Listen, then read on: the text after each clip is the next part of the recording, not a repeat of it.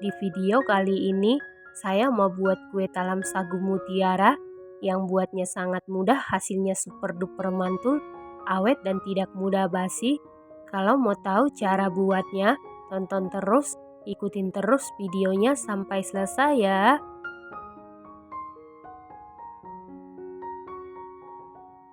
Pertama-tama siapkan panci, lalu masukkan 1700 ml santan kekentalan sedang. Saya dapat dari 1 butir kelapa berukuran besar kelapa tua. Kemudian masukkan 2 helai daun pandan. Lalu kita masak menggunakan api sedang. Aduk-aduk terus supaya santannya tidak pecah. Ini kita masak sampai mendidih.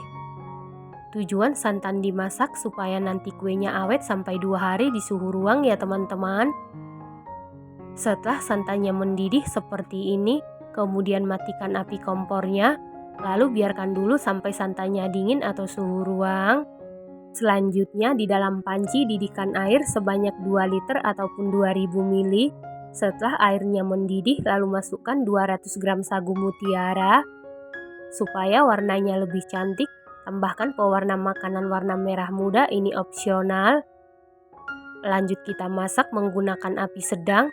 Kita masak sekitar 5 menit. Kalau ada sagu mutiara yang mengapung, sebaiknya diambil dan dibuang saja ya teman-teman. Ini kita masak menggunakan api sedang sekitar 5 menit. Setelah 5 menit dimasak, matikan api kompor, kemudian tutup panci dan diamkan sekitar 30 menit, dan untuk tutup panci jangan dibuka-buka ya teman-teman. Setelah 30 menit buka tutup pancinya. Nah, ini sagu mutiaranya sudah hampir matang atau setengah matang. Selanjutnya aduk-aduk dulu sebentar supaya sagu mutiaranya tidak menggumpal. Setelah diaduk-aduk lalu nyalakan kompor. Kemudian kita masak tetap menggunakan api sedang sekitar 7 menit. Setelah 7 menit aduk-aduk sebentar supaya sagu mutiara tidak menggumpal. Setelah itu matikan api kompor. Lalu tutup pancinya, diamkan sekitar 10 menit. Setelah 10 menit didiamkan, buka tutup panci. Ini sagu mutiaranya sudah matang sempurna. Kemudian angkat lalu kita siram menggunakan air bersih. Setelah itu tiriskan lalu sisihkan sebentar. Selanjutnya siapkan 1 buah wadah.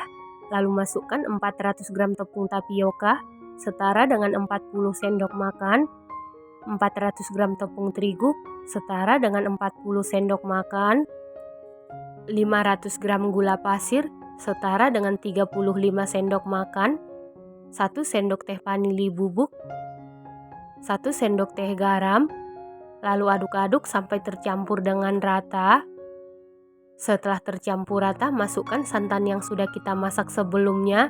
Dan ini santannya sudah dalam keadaan dingin atau suhu ruang. Selanjutnya aduk-aduk sampai gula larut, adonan licin dan tercampur dengan rata.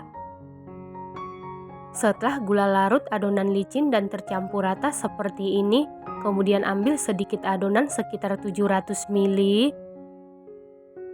Lalu siapkan 1 sendok teh pemutih makanan, saya menggunakan merek kupu-kupu. Kemudian larutkan dengan sedikit adonan. Setelah itu aduk-aduk sampai pemutih makanannya larut. Untuk pemutih makanan opsional atau sesuai selera. Setelah larut lalu disaring untuk memastikan supaya tidak ada pemutih makanan yang bergerindil. Kemudian aduk-aduk sampai tercampur rata. Setelah rata masukkan sagu mutiara yang sudah kita siram dan disaring sebelumnya. Kemudian aduk-aduk sampai tercampur dengan rata. Setelah tercampur rata sisihkan sebentar. Nah, untuk sisa adonan ada sekitar 1800 ml, bagi menjadi 2 bagian yang sama rata.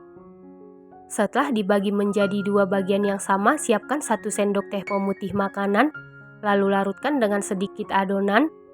Kemudian aduk-aduk sampai pemutih makanannya larut. Setelah itu saring pemutih makanan. Kemudian aduk-aduk lagi sampai tercampur rata. Setelah rata sisihkan sebentar.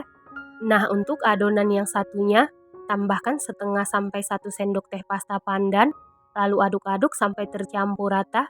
Setelah rata sisihkan sebentar. Selanjutnya siapkan cetakan, lalu olesi minyak goreng tipis-tipis secara merata. Cetakan yang saya gunakan diameter 6 cm ya teman-teman. Setelah seluruh cetakan selesai diolesi minyak goreng, lalu masukkan ke dalam kukusan. Air di dalam kukusan sudah benar-benar mendidih. Kemudian masukkan lapisan sagu mutiara ke dalam cetakan. Kita masukkan setengah sendok sayur.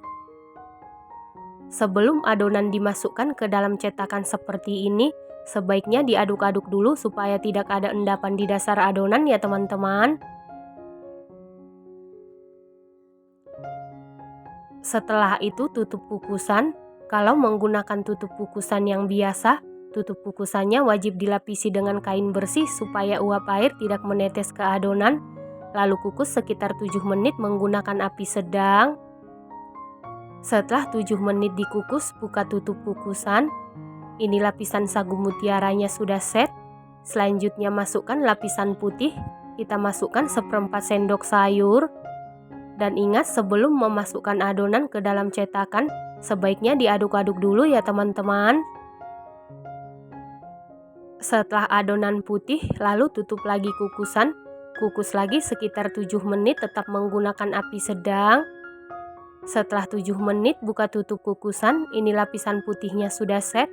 Selanjutnya masukkan lapisan pandan, diaduk-aduk dulu. Kita masukkan sebanyak seperempat sendok sayur. Setelah adonan pandan selesai dimasukkan seperti ini, lalu tutup kukusan. Nah, untuk lapisan pandan atau lapisan yang paling terakhir, kita kukus sekitar 20 menit sampai matang.